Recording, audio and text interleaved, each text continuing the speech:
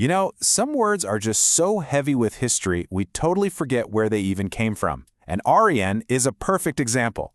Today, you hear that word, you immediately think of Nazi Germany, of racial hatred. But it didn't start that way. Not even close. So let's unpack this really bizarre and tragic journey and figure out how a simple academic term got twisted into a tool for mass murder. Right, this is the big question, isn't it? How did this happen? It's a story that takes us from a dusty library to, well, the absolute worst of humanity. It's a step-by-step corruption of an idea over more than 100 years. And honestly, it's a chilling reminder that ideas, once they're out in the world, can take on a terrifying life of their own, something their creators never, ever intended. Okay, so to really get this, we have to rewind. We're going all the way back to the late 18th century, to a time when this word had absolutely nothing to do with race or biology or politics. It all started with, believe it or not, grammar. So the person who kicked this whole thing off was a British linguist, a guy named Sir William Jones. He's in India, he's studying Sanskrit, and he has this total aha moment. He realizes that Sanskrit has a shocking number of things in common with ancient European languages. So he figures they must have all come from one single ancient mother tongue, which he called Aryan. And here's the crucial part. For him, this was only, and I mean only, about language. Man, when you look at the scope of this language family, it's just massive. We're not talking about one country or one group of people. You've got Sanskrit from India, you've got Persian, and then you go all the way over to Europe and find the Germanic languages, Italic, Celtic, Slavonic, all of them related. The whole idea was about connection, not division. And this is maybe the most important point to get right from the very beginning. The guy who came up with the theory, Sir William Jones, he was crystal clear about this. He said, just because people speak related languages does not mean they share a common ancestry or race. He flat out denied it. But, as we're about to see, that warning was completely and totally ignored. So here's where things start to take a really dark turn. This is the first major twist of the idea. The intellectual wires just get completely crossed, and people make this totally illogical leap, from shared grammar to a shared bloodline. The question is, how on earth do you even make that jump? Well, you can see how this thing just snowballed. It starts innocently with Jones in the 1780s, but then in 1808, a guy named Friedrich Schlegel connects language to a people, saying a common language creates a kind of spiritual nation. Okay, then you fast forward to 1853, and a French aristocrat, Arthur de Gobineau, he just goes for it. He flat out says the Aryan is a master race, and this idea just explodes in a Europe that was already obsessed with nationalism. Then, by 1888, even the linguist Max Muller, who had kind of carelessly used the term Aryan race himself, sees the monster he's helped create. He tries to take it back, but by then, it was way too late. All right, so now you've got a racial theory. But let's be honest, a dry academic theory isn't enough to get people fired up, right? To become truly powerful and really dangerous, it needed a story. It needed a myth, an epic, heroic past. And this is where art, of all things, enters the picture and makes everything 1,000 times worse.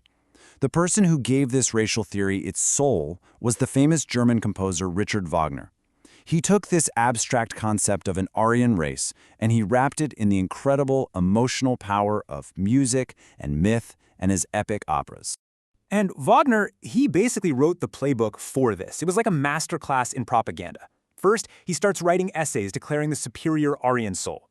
Then, he just creates a whole new mythology from scratch, stealing bits and pieces from Norse myths and Arthurian legends to invent this heroic German past that never actually existed. And of course, woven through this whole new story was his own vicious anti-Semitism. And the final step? He broadcast this myth to everyone through his incredibly popular operas. He made it mainstream. Okay, so at this point, the myth has a linguistic origin and a powerful cultural story.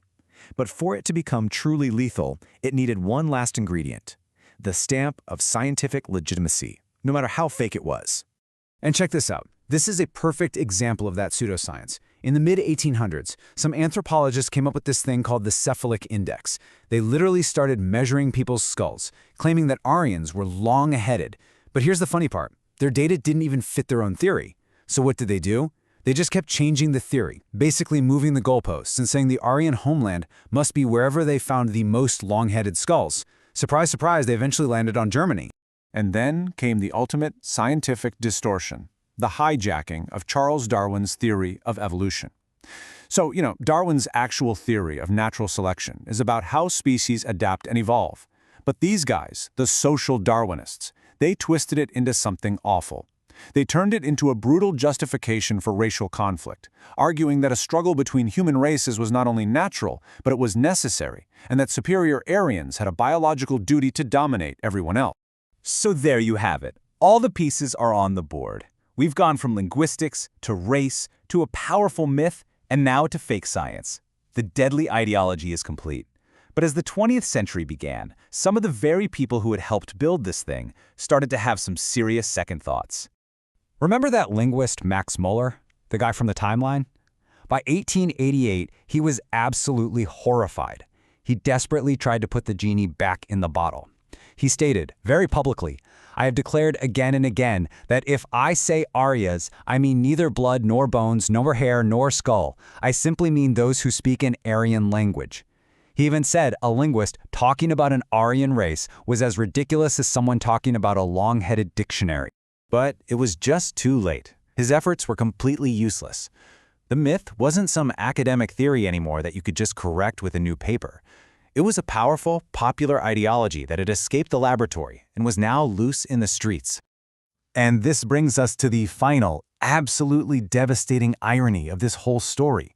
The entire concept of Aryan started as a way to classify people who spoke a certain family of languages, a family that included the German language, the language spoken by German Jews.